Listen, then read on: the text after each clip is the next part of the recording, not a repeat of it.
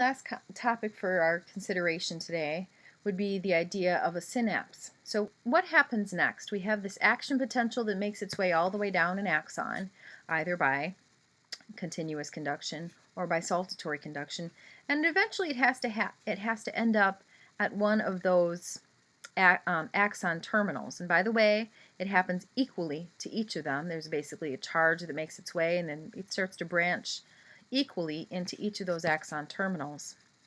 And this is what it looks like. As you get to the axon terminal, then you have an action potential that's basically brought its electrical shock down the length of the axon to the axon terminal. And this is what it looks like inside of the axon terminal. This structure in here is called a synapse. A synapse is a junction that transfers information between neurons.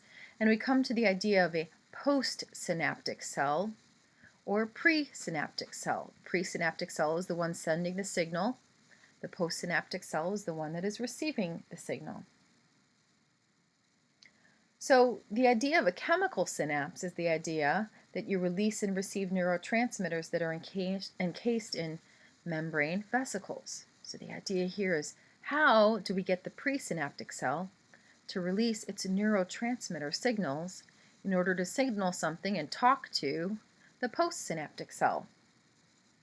So the events of information transfer are thus. I actually start with kind of step zero, which is that an action potential will come down the you have to understand how an action potential works and how it's propagated down the length of an axon. Once it reaches the axon terminal, then there are voltage-gated calcium channels that open in the presynaptic terminal here, and that action potential then causes these to open, and the second thing that happens is that calcium enters the cell and signals the release of neurotransmitters into the synaptic cleft.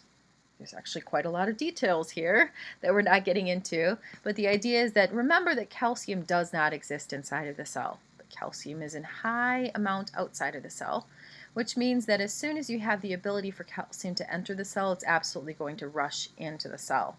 So these voltage-gated calcium channels open as a result of that depolarizing current from the action potentials coming down through here.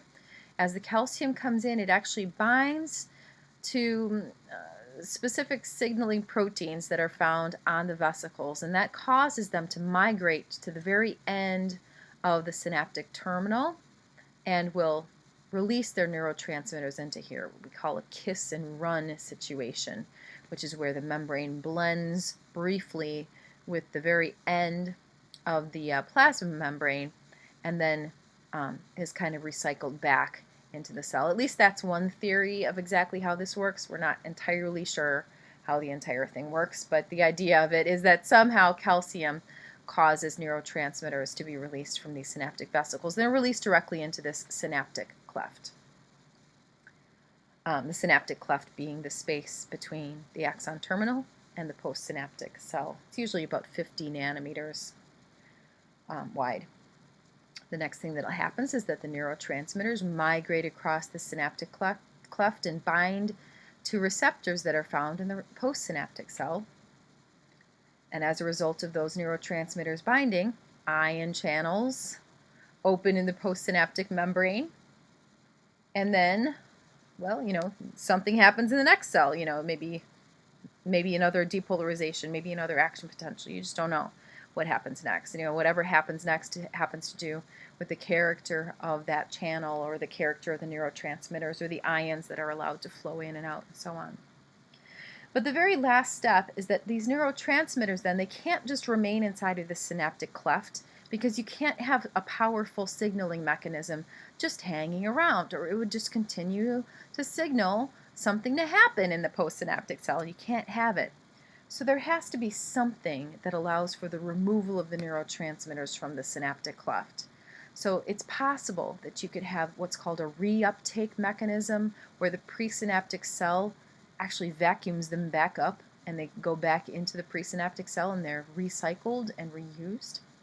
Or it's possible that you could have an enzyme in here that breaks down that neurotransmitter specifically. For example, acetylcholine, which is a very well-known neurotransmitter, is broken down by an enzyme called acetylcholinesterase.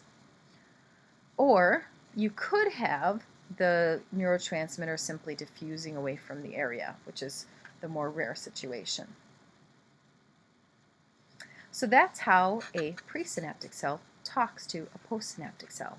And now you know everything, all the basics basically, of how the nervous system works. There's lots more details.